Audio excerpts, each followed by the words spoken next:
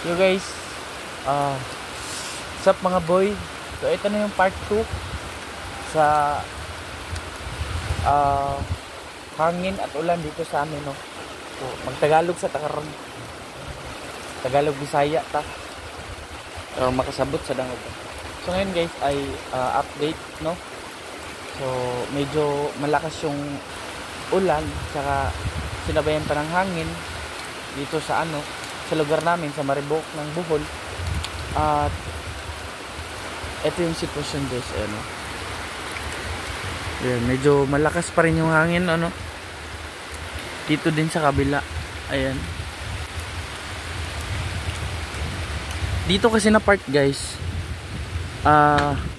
halos yung hangin is papunta sa amin kasi yung part na yan dyan, dagat na yan. So sobrang lakas ng pressure ng hangin pagdating dito kasi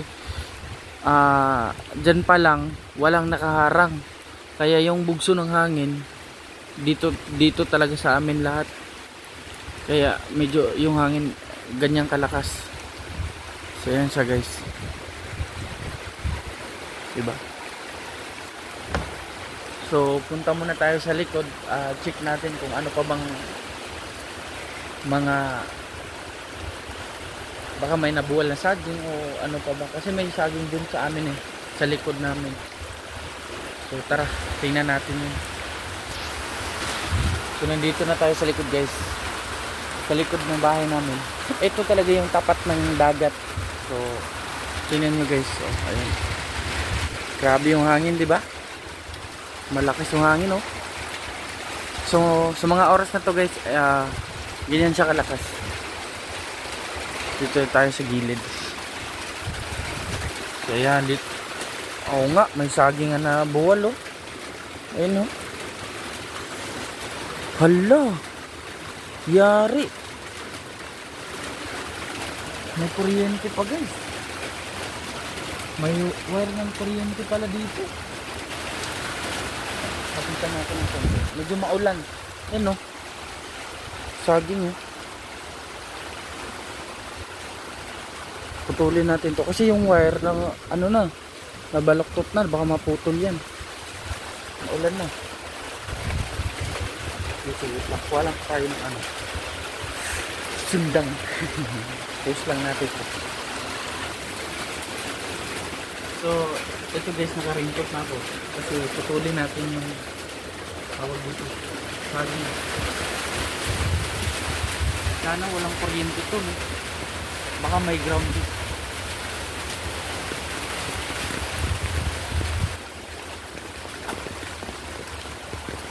Ato una sa babaw.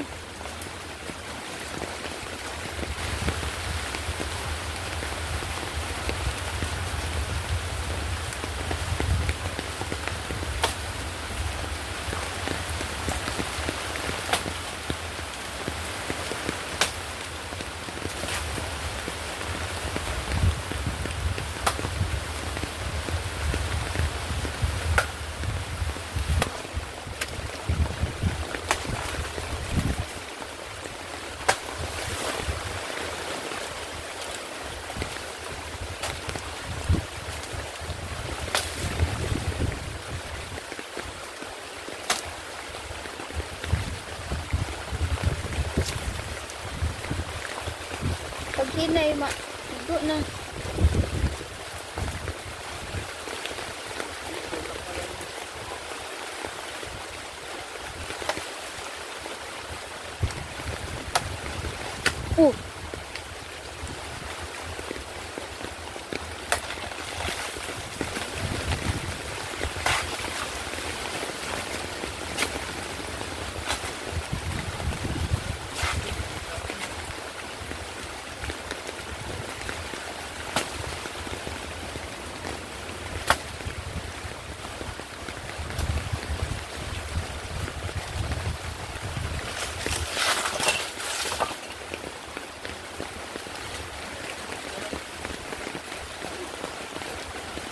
Baan ako ng kunti.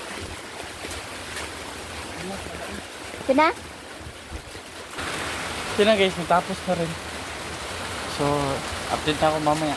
So guys.